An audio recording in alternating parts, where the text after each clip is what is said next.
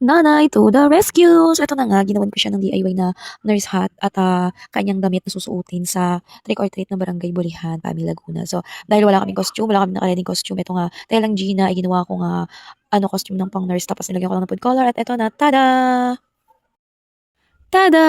So, ito na nga yung naging outcomes ng aking ginawa na DIY hat ng nurse at saka itong DIY na damit ng aking anak. So, ayun nga ay tela ng Gina na retaso at buti na lang umabot yung order ko na kamay ni Wednesday. So, Wednesday kasi yung gusto niya talaga at nag-Wednesday naman siya nung siya ay umattend ng trick or treat sa plaza ng Pami, Laguna. So, tatlong treat or trick yung inattenda nitong aming anak at maraming salamat kasi kahit na 2 linggo siya na halos talagang paulit-ulit kaming nagpausok, nag-antibiotic 2 beses hanggang sa nakapagpa-x-ray ay eto na nga kahit medyo inuubo pa siya ay talagang gusto niya daw na umattend sa trick or treat. So, alam niyo ba yung kanyang costume na ginawa ko sa kanyang Wednesday OOTD ay talagang ano lang din yun, ginawa ko lang, tinahi ko lang. So, retaso lang siya nung aking damit noong ako ay college na ginamit ko sa Halloween din.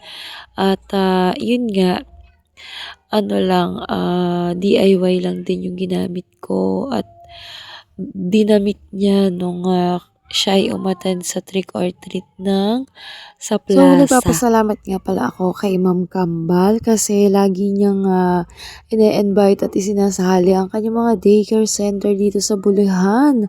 Daycare center at maraming salamat din. Ayan, sa naka-brown na si Sir JM at si Sir JB, Consi JB na talagang laging nakaalalay din at sina Kap Ador at ang mga konsehal ng Barangay Bulihan. So, ayan, napakarami na nag-join dito sa Barangay Bulihan na to. Siyempre, buong barangay to mga ka-idol.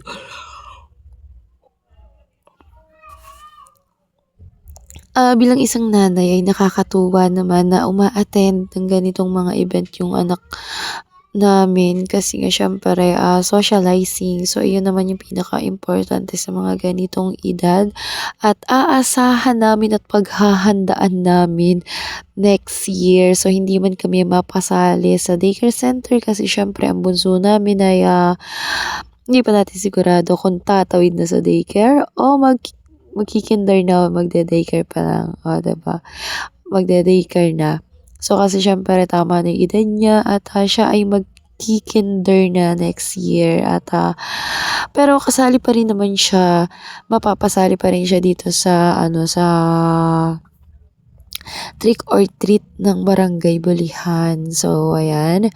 At sabi ko nga 3 trick or treat yung sinalihan niya kasi 'di ba kami ay nakatira dati sa Balitok at which is dun pa rin naman kami nakarehistro at dun pa rin naman nakatira yung magulang namin. So, naki-join din kami doon at eto nga, wala naman siyang pinipili kung sinong gustong sumali, diba?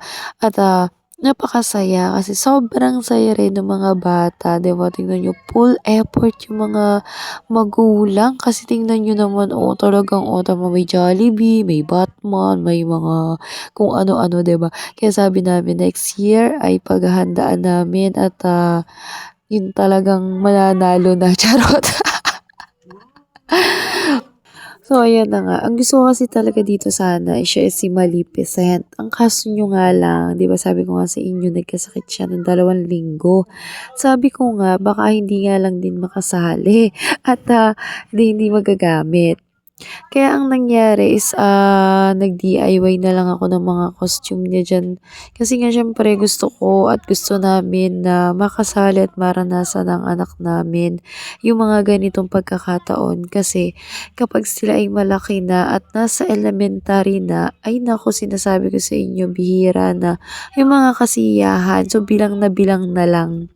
Hindi kagaya dito sa kinder na talagang buwan-buwan, oo magastos, pero talagang sobrang saya at mararanasan ng anak nyo yung sobrang ligaya talaga. Kaya ako bilang isang magulang, talagang tinetake namin yung ganitong opportunity. So nakita nyo nga sa video ay talaga namang umabsent pa ang aking asawa, masamahan lang ang aming anak. Ganun kami ka-supportive. So, sana kayo din na minsan-minsan ay bigyan nyo rin naman ng opportunity na masamahan nyo yung anak nyo kasi alam nyo yung saya at tuwa, diba? So, ayan. Pero sa totoo lang, mas gusto ng anak ko na kasama na lang yung papa niya kaysa sa akin. Pero syempre, ako nga yung makeup artist, diba? Ayan, napaka-friendly nitong batang ito kasi tingnan mo naman ay talaga namang kinakausap niya kung sino-sino. At tuwang-tuwa siya na nakikita niya, "Uy, si Roblox, ayun oh." Oh, diba? Tapos meron pang ano dyan, may mga, basta mga nakakatakot talaga as in. Kaya sabi ko, next year ay paghahandaan na nga ni. O ayan, 'di ba? Para lang ano, para lang nurse na pagod na dinuguan yung aking anak. So ginawa ano lang kasi yan, food color. O ayan, 'di ba? Paspasan kami ng paglalakad kasi nga parang ang nangyari dito sa trick or treat ng bulihan ay ano, pauna-unahan sa hihingian ng candy kasi nag-aagawan. At yan nga pala yung kasama niya si Batman. Yan nga pala yung pinsan niya na si ano, si Kaidan. At ayan, o tingnan nyo. Dapat mauna ka dito kasi kapag ka nahuli ka ay wala ka nang aabutan na candy. So hindi ko na na-video yung lahat ng naulian kasi nga syempre kailangan paspasan dahil mauubusan ng candy ang anak namin. O ayan na nga, ang dami, 'di ba?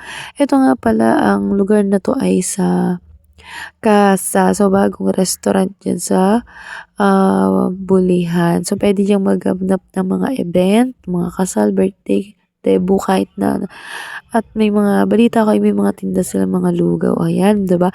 Maraming salamat po sa mga nagbigay ng candies. Ayan, ito yung nanalo na second diyan. So, ayan, thank you for watching sa aking mga vlog-vlogan dito. So, once again, this is me, your Ate Jen, ang inyong Ate Jen na palangarang vlogger. At sana'y huwag kayong manawa na manood sa aking mga vlog-vlogan. At kasi syempre alam niyo na kailangan nating humataw. Nandito na lang din naman tayo sa mundo ng social media. Kaya lahat ng event at ng mga pangyayari ay ating i-capture. Total mahilig lang din naman ako mag-video, ay why not coconut na i-upload na lang natin yan at baka balang araw ay alam mo na, kapag sumikat ka dito sa social media ay talaga namang yun ay sabihin natin na bonus na bonus na. Ayan, thank you for watching and salamat. Sa mga hindi pa nakasubscribe, subscribe nyo naman ako.